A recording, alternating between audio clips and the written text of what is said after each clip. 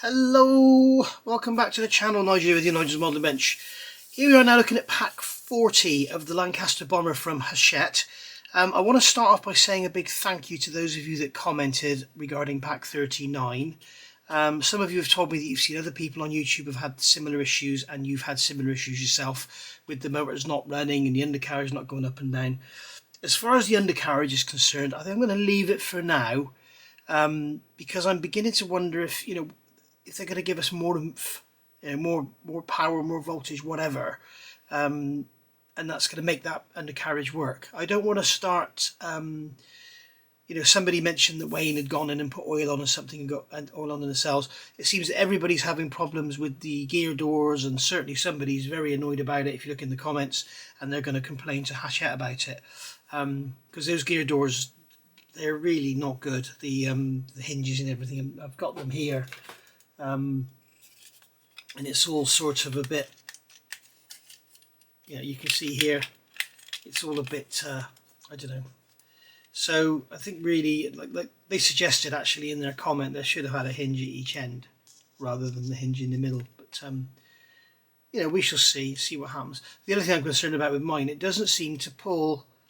It doesn't seem to go all the way out, so that the legs don't sort of lock into a straight position. I'm kind of wondering if that's normal or what. I just don't know. It's all a bit.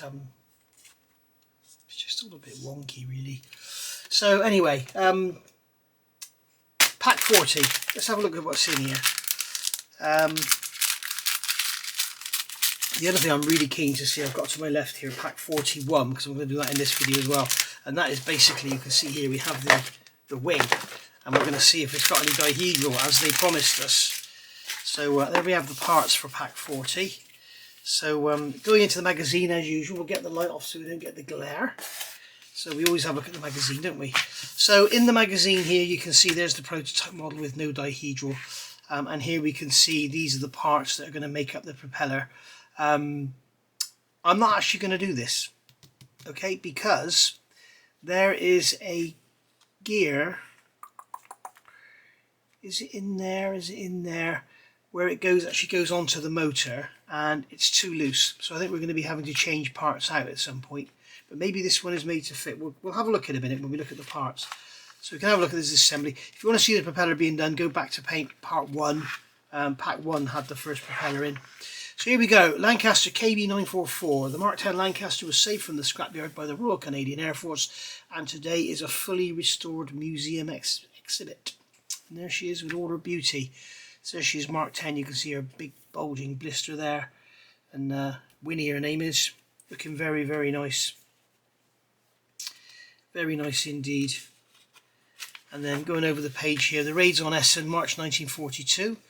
March 1942 raids against Essen's Krupp armaments complex were the first major bombing missions undertaken by the Lancaster. So we can see there, that's not a Lancaster, that's a Halifax. So there we are. And then here we can see that looks like a Wellington to me. Yes, it is a Wellington. There we go. I just saw the geodetic structure there through the glazing. So there we are, and you can see in pack 41 we've got the wing coming.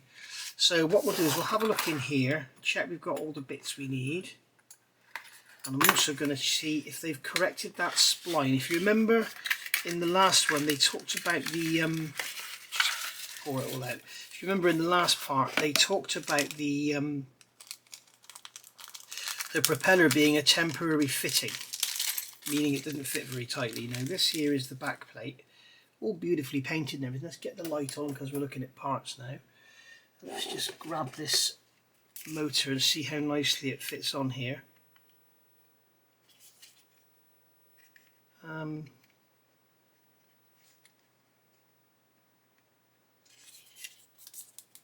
It seems a bit tighter, but I don't think it's tight enough.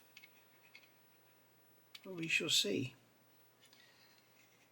So yeah, I'll build the propeller off camera because, as I say, I've already done it, you've already seen it, and you can go back to pack 1 and see it. And I'm keen to have a look and see what this wing looks like. That's what I'm keen to see, and I think you guys are as well.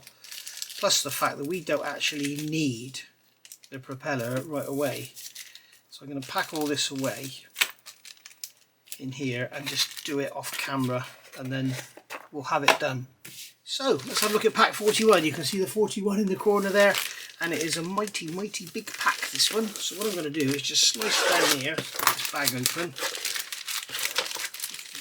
pull this bag open, get this piece out, which is clearly a wing. Looking at the back of pack 40, it says on here we're getting a wing and a load of screws, so I'm guessing that in this pack we're going to be attaching some engines to the wing or whatever. We'll have a look at the wing in a minute. First of all, we'll have a look at the magazine. We'll get the light out again. So let's have a look in here. So here you can see we have the frame for the starboard wing. Inboard engine with landing gear and the outboard engine are fixed to the starboard wing frame. I was right. So we're going to get all that done. I'm not sure, that's definitely plastic, it's not metal, so we'll have no tapping to do. PM screws. It says FM screws there. Okay. Yeah, here we're going to be fitting the engines and undercarriage and everything to the wing, so there's no going back now. So that'll all be looking good. All on the U-boat pens, August 1944. Yeah, this is where we got this all boys out, wasn't it? The U-boat bases in France's Atlantic coastline continued to operate after D-Day, so in August 44, the RAF was sent in to knock them out. So there we go, U-boat in a reinforced concrete pen. By 1944, many of these pens had steel reinforced concrete roofs up to 7 meters thick. They were absolutely incredible. There's a few documentaries around if you go and have a look. They look lovely. U-67 in dry dock at Lorient, France. In the background are some of the massive U-boat pens built by the Germans at the port. You can see them there. There we go.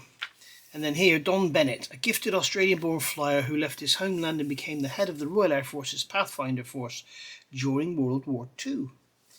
After the war, Don Bennett tried his hand at designing cars. Okay. Not sure what I think of that one. It's a 3-seater.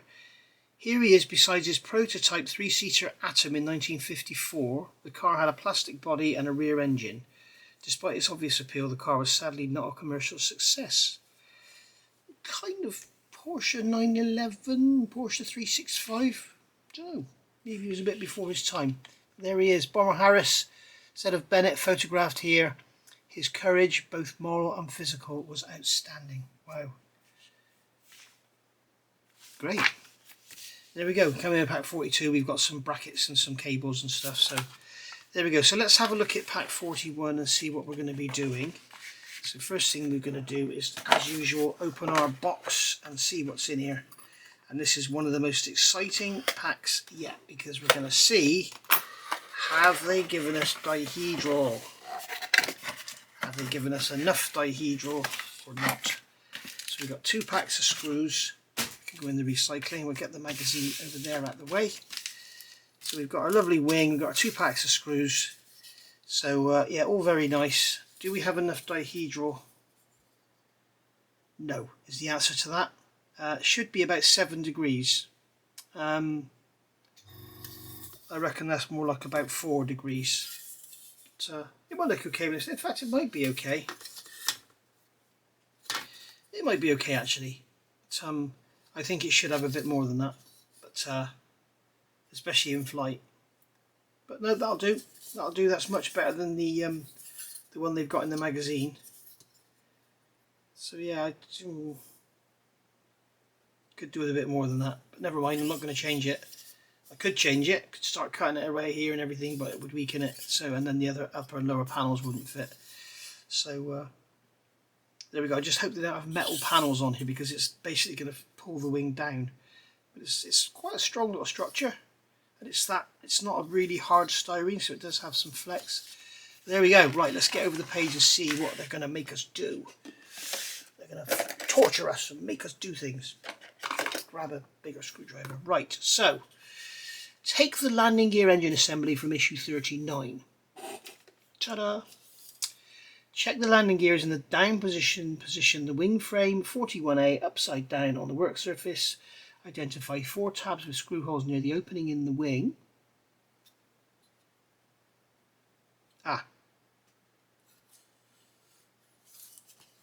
on a minute. Yeah, that's with it down. 4 holes with the opening in the wing. Okay. Near the opening in the wing where the landing gear engine are positioned, and 4 tabs with screw holes on the cells 30A. Yep. So we've got 4 holes in here. Position the landing gear so the screw holes are aligned and fixed in place with 4 B.P. screws. So what we're going to do is just drop that in there. Where does this cable go? I'm guessing these cables are just going to drop down through that hole. Make sure we don't trap them, pinch them, get them trapped under screws or whatever.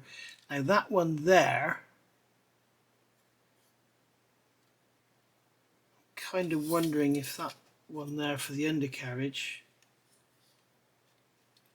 yeah, that's going to have to go in front. Alright, so that one's going to go like that. Okay. That cable's trapped as well. Alright, so they're both going to go in front, I'm guessing. It doesn't really say.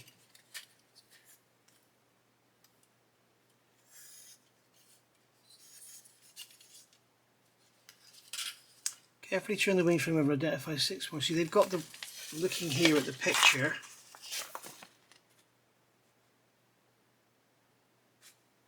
they've got the cable sort of coming out and back around. Alright, so if you've got the magazine, if you go to the last stage where it says completed work, it's an actual photograph rather than a CAD image. So you can see there the cables are in front of that main spar, and they're coming up over through that gap.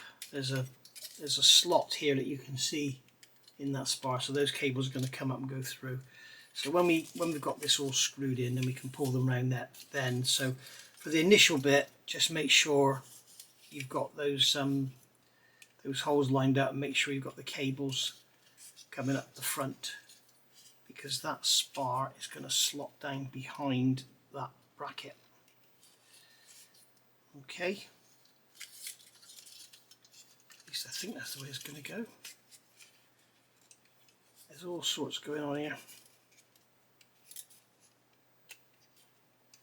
Okay, that's got to be pulled in to make it fit. Right, yeah, it needs a bit of finagling around. I've got that tape on there to hold that together. I may well glue that once it's in here. Okay, so what they're telling us to do is screw it in. Screw it in with 4 B.P. screws. So we get 4 of these out. We've got 5, never mind. So we can put one in the back there.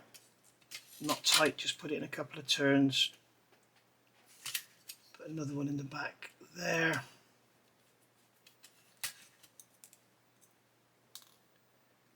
And then we're going to put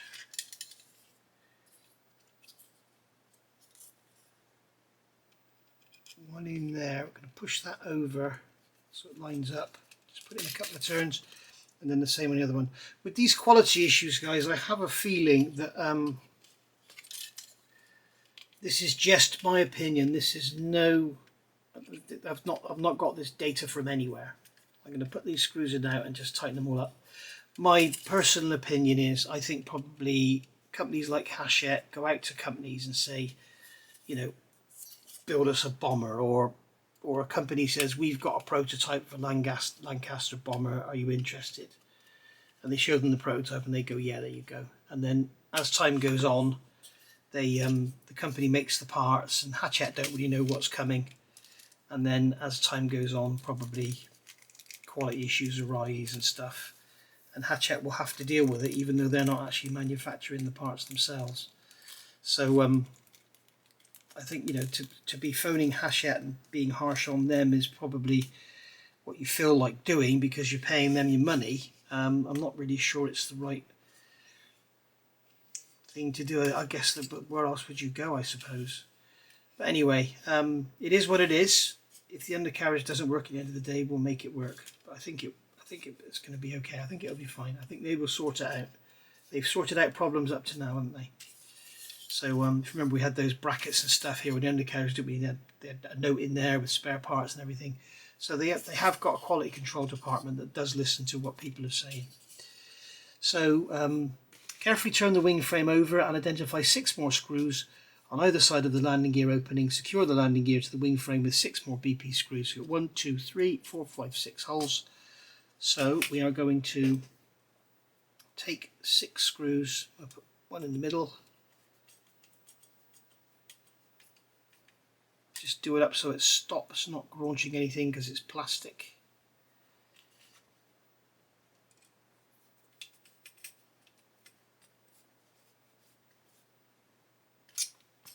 I think this is going to make this whole nacelle assembly a lot more rigid than it has been. It'd be nice to have this thing assembled and get rid of all these bits, wouldn't it? Although you're going to have to find a largish box to keep this in if you want to keep the dust off it. You could just keep it in that bag, I suppose. Keep it in a bin liner or something.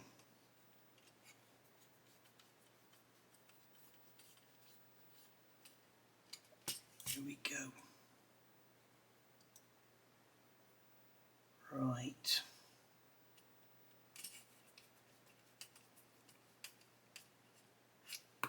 And there we are. So that's those 6 screws in.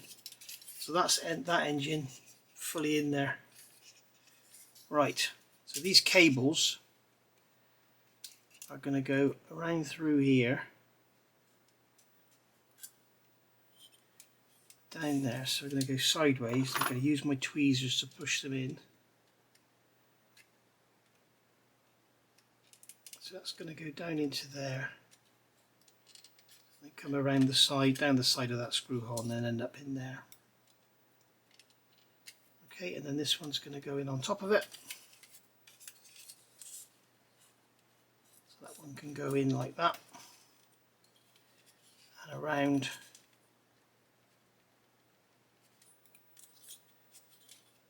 And then down in. Down next to that screw hole into there. Okay, so that can sit in there like that.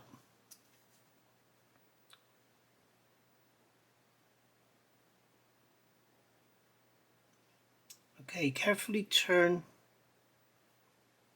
Okay, I've already done that. I just thought it was showing us 6 holes again. There's 6 more screws. Right, so going over the page, we now have our outboard engine. And what we're going to do with this one is attach it to the wing. Sorry, I just whacked the camera, guys. So this is going to get attached to the wing, and this cable is going to come through the top of the wing. So basically that cable's got to stay forward like that, and then we're going to slot the engine into those holes. So we've got 4 holes here on the outer nacelles, and we've got 3 holes here on the inside. So again, 3 FM screws now on the inside. And it's just fallen off again. Right, so we'll get some FM screws out. We just want 3, there we go.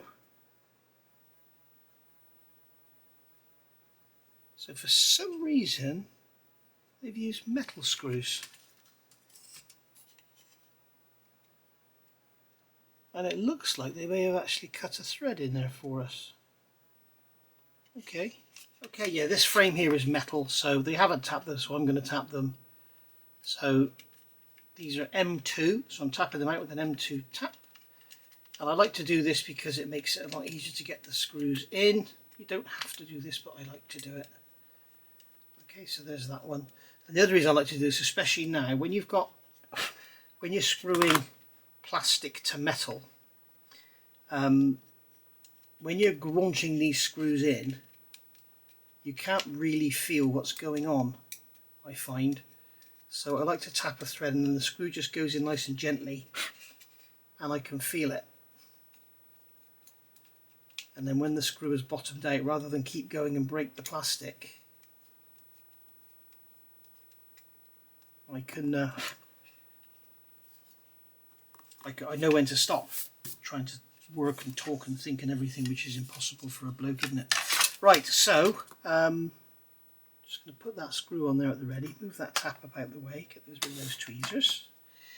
So once again we'll position this motor on here, or this engine should I say.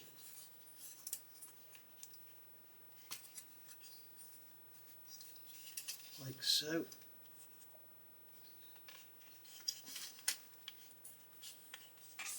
That's gone like that, and then we've got those 3 screw holes aligned. I'm just going to put the screw in there, and then may as well tighten these down. And as you can see, that screw's just going in nice and easy, and then when it comes to the end I can feel it rather than all the way and then suddenly find you've split the plastic because you can't feel what's going on.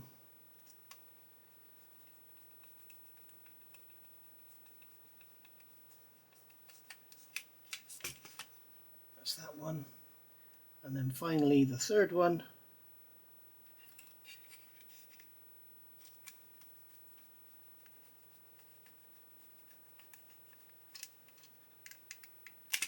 That's that held down.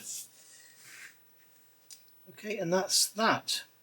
Oh, sorry, I have misread the instructions. I've jumped a page because of having it over there.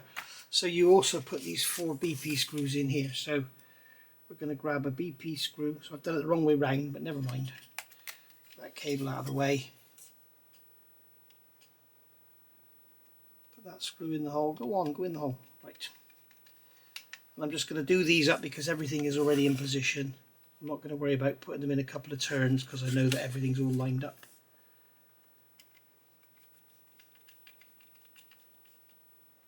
That's going in there. Third one's going to go into there. And now you can start to get an idea of the size of this thing. It's huge. Big old 32nd scale Lancaster. Right, and then this cable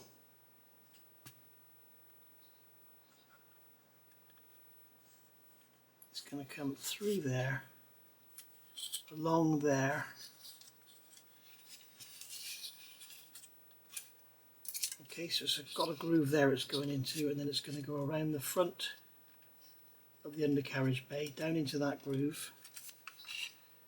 We'll get our tweezers again and push the cable down in. That'll keep it in place. He says as he pulls it straight back out again. It's quite awkward with the undercarriage down. This would probably be easier with the undercarriage up. So squeeze that wire in there. That's gone nice and tight in there, so that'll hold everything down. Make sure these cables here are down the side of that.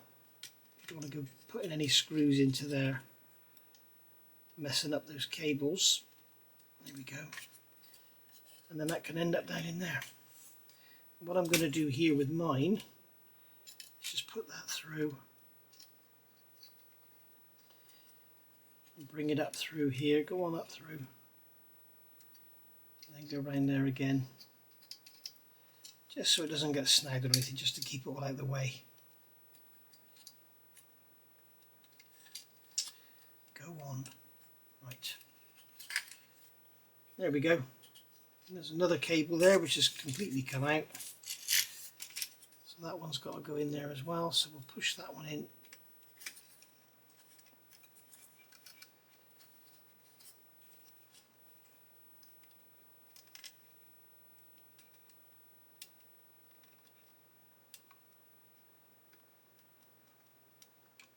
There we are. That's that done. Get that out of the way as well so it doesn't get all snagged up. I think you know what I mean.